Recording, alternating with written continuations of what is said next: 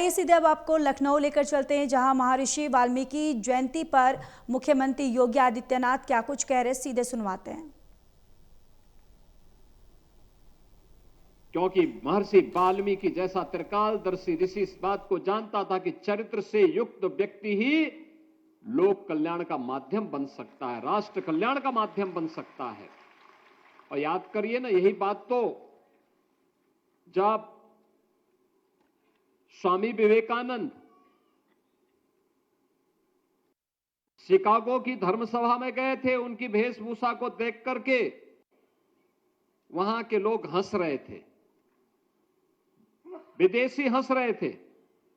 तब उन्होंने एक ही बात कही थी, उन्होंने कहा कि भाई देखो, मुझ पे हंसो मत, तुम्हारे यहां तो तुम्हारा टेलर मास्टर तुम्हें परफेक्ट करता है, तुम्हें ऐसे दिखाता है कि तुम्हारे पहनावे से तुम्हारी पहचान बनती है, लेकिन हमारे देश में पहनावे से नहीं, हमारे चरित्र से हमारा देश अपनी पहचान को बनाता है।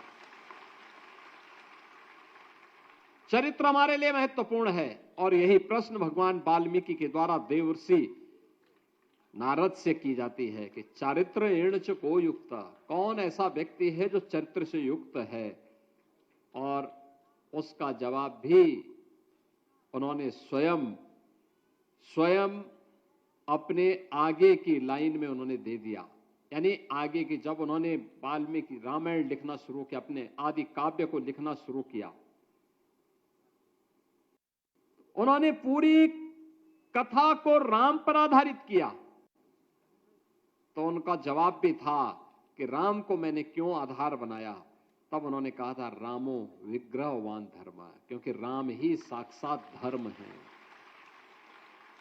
बहनों और भाइयों, पूरा मानव समाज कृतज्ञ है भगवान वाल्मीकि का, क्योंकि जब भी किसी भारतीय के मन में कोई संदेह पैदा होता है, वह किसी भी स्थिति में हो, वह गृहस्थ हो, वह सन्यासी हो, वह छोटा हो बड़ा हो, किसी भी उम्र का हो, हर परिस्थिति में उसके लिए एक आदर्श महर्षि वाल्मीकि ने सबके सामने रखा, और चरित्र रखा राम का, और को उन्होंने मर्यादा पुरुषोत्तम कहा। आप याद करिए, जो लोग श्री राम को गाली देते हैं, वे भगवान वाल्मीकि का अपमान करते हैं।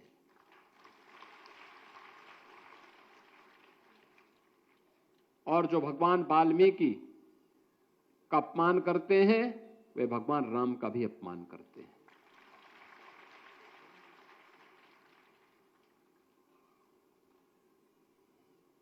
एक ऐसा माध्यम राम के ऐसे चरित्र को उन्होंने दिया जो हर काल, हर देश और हर परिस्थिति में प्रासंगिक है। भाई का भाई के साथ रिश्ता क्या होना चाहिए, पिता और पुत्र के बीच में, मां और पुत्र के बीच में, राजा और प्रजा के बीच में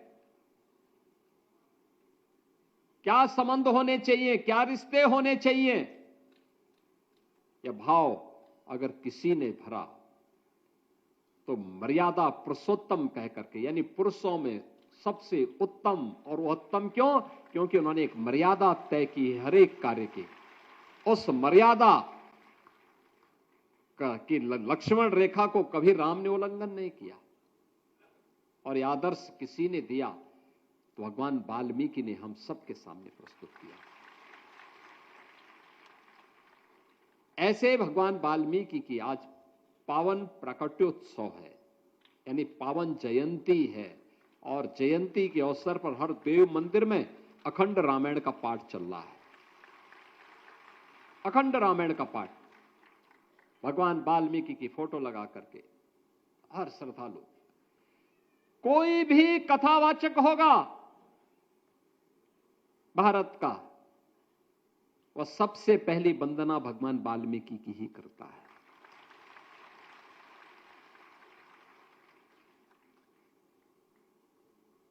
भगवान वाल्मीकि की वंदना करता है। कोई भी कथा वाचक होगा, वह जिस पीठ पर बैठता है, वह पीठ सबसे पवित्र पीठ मानी जाती है, वह व्यास पीठ कही जाती है। बहनों और भाइयों, जैसी दृष्टि वैसी सृष्टि। याद करिए ना, भारत को भारत कहलाने का अधिकारी बनाने वाले भारत के इन देवतुल्य ऋषियों की परंपरा ने कौन से कालखंड में समाज का मार्गदर्शन न किया हो? कौन सा कालखंड? रामायण कालखंड में महर्षि वाल्मीकि हैं, उस समय के समाज का मार्गदर्शन कर रहे हैं। महाभारत कालखंड में महर्षि वेदव्यास समाज का मार्गदर्शन कर रहे हैं। मध्यकाल में सदगुरु रविदास जी महाराज समाज का मार्गदर्शन कर रहे हैं। और देश जब आजादी की लड़ाई लड़ रहा है, तो उसी परंपरा में बाबा साहब डॉक्टर भीमराव अंबेडकर समाज का मार्गदर्शन करते हुए दिखाई देते हैं।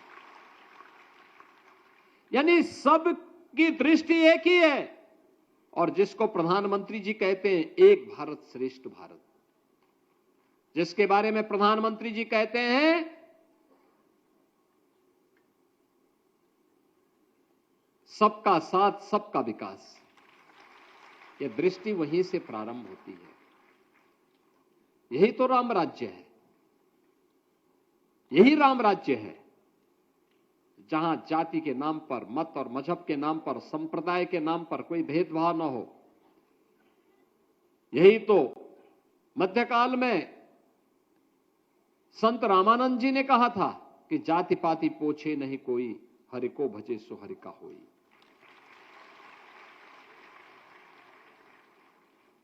यही तो कहा था, और यही कार्य आज डबल इंजन की भारतीय जनता पार्टी की सरकार